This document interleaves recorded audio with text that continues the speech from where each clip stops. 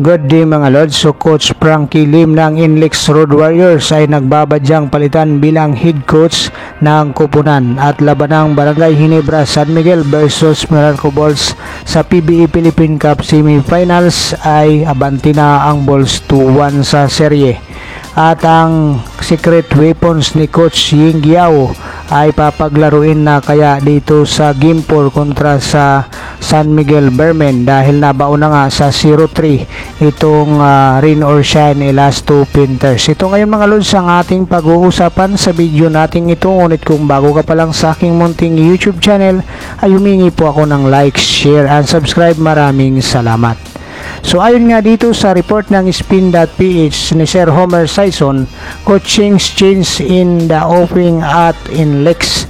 Ito nga mga Lods matapos nga ang hindi magandang naging performance ng Inlex Road Warriors o hindi magandang pagtatapos ng Inlex Road Warriors dito sa PBE Philippine Cup kung saan ay may chance pa nga sana silang makapasok sa twice to beat advantage dahil sa nakuha nga nila itong si Robert Bulig galing sa Northport kapalit nitong si Don Troliano at sa so ngayon itong si Don Troliano ay nasa San Miguel Bermen na nga at itong si Robert Bulik ang nagtitimon ngayon ng Inlex Road Warriors. Ngunit nakita natin mga Lods na hindi nga kaya ni Robert Bulik na dalhin ang buong Kupunan. At ayon nga dito kay Sir Homer Sison mga Lods ay mag-i-expire na nga ang kontrata itong si Coach Frankie Lim dito sa Inlex Road Warriors ngayong September. Kaya malaki ang tsansa na hindi na nga siya papirmahin ng contract extension ng Kupunan ayon dito sa report ni Sir Homer Sison. Kaya ngayon mga Lods, ito yung mga pangalan na maaring pumalit dito sa kanya. Una nga dito ay itong si Coach Jong Chico, which is sabi pa nga nila ito yung leading candidate na papalit, pero ayon nga sa kay Coach Jong Chico ay hindi pa nga niya sinasagot itong tungkol dito sa pagpapalit ng coach ng Inlex Road Warriors. At isa pa dito mga Lods ay itong dating Meralco Bulls coach na si Coach Norman Black, pero ayon naman kay Coach Norman Black na mga Lods ay hindi pa nga siya ready na bumalik sa PBE bilang head coach.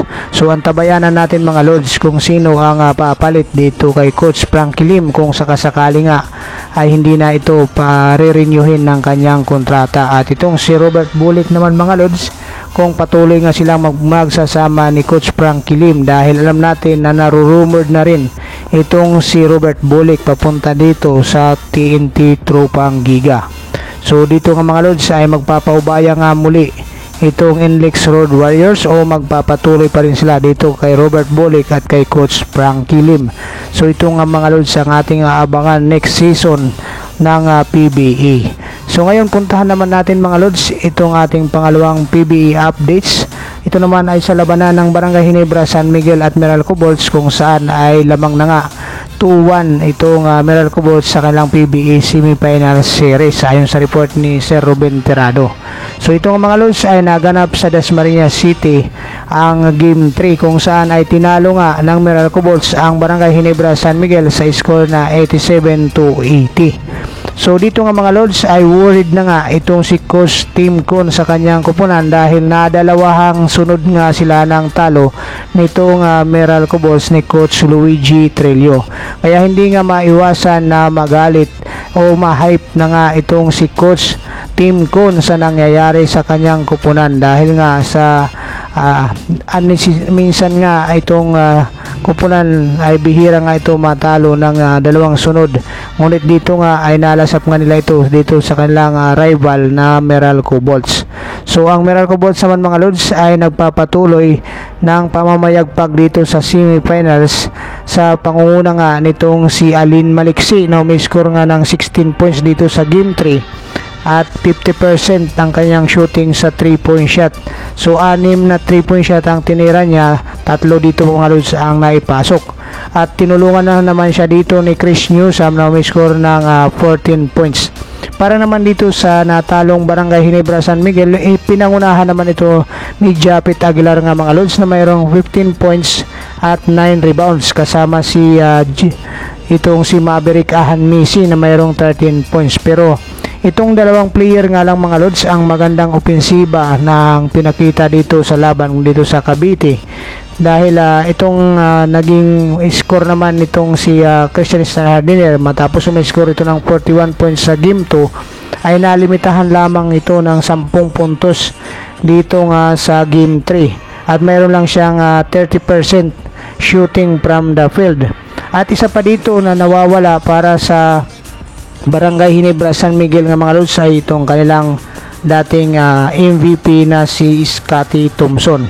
So kapansin-pansin nga mga lods ang pagbabago ng performance ni Scotty Thompson kung saan umiscore lang ito dito sa game 3 ng 8 points at 2 out of 13 sa field goal. Bakit kaya nag-i-struggle ngayon itong si Scotty Thompson? So dahilan kaya dito mga lods ang kanyang iniindang injury o kung maganda lang talaga ang nagiging depensa nitong Miracle Ball sa kanya. So ayon nga sa kanya mga lods, sa panayam din ng Spin.ph, sinabi mismo ni Scotty Thompson na maganda ang depensang ina-apply sa kanya ni Coach Luigi Trello, kaya dito ay kitang-kita na nahihirapan nga siya pagdating sa opensiba. Kaya ginagawa nga niya dito mga lods, ayon sa report ay tumutulong lang siya dito sa rebound at saka sa ibang departamento, at dito sa kanyang opensiba ay medyo nalilimitahan na nga siya dito. Pero dito nga ay aware itong si Coach Luigi Trello sa kung anong kayang gawin nga itong si Scotty Thompson, kaya nirerespeto nga niya ito si Scotty Thompson sa paglalagay ng magandang magbabantay. So dito naman tayo mga lods sa pangatlong PBA updates natin, dahil sa 0-3 na nga ang Rain or Shine last 2 Panthers ay marami nagtatanong kung itong si Coach Ying Giao ay papaglaruin na nga ang kanyang 3rd overall pick at 6'7" na si Luis Villegas. So ito nga mga lods ang sinasabi na magiging stopper ni John Mar Fajardo. Pero ayon kay Coach Ying Giao nga mga lods, sa 2028 pa maglalaro si Luis.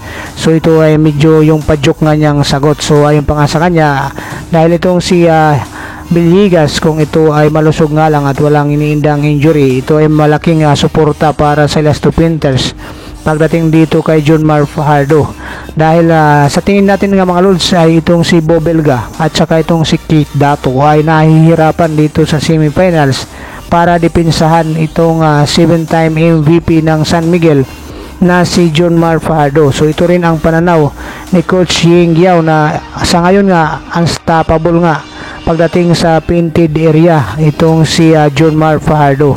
Kaya ito yung kanilang pinag-iisipan dito sa game 4 kung ano yung magiging taktika nila para malimitahan nga itong si John Mar Fajardo.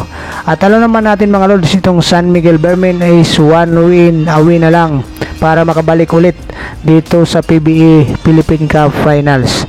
So gagamitin na kaya ni Coach Ying Giao ang kanyang secret weapons, itong kanyang 3rd overall pick na si Luis Villegas. So ating antabayanan ito mga lods, dahil ang kanyang sagot nga dito sa report ng Spin.ph ay medyo pabiro nga, at sabi pa nga niya ay sa 2028 pa papaglaruin niya itong si Luis Villegas.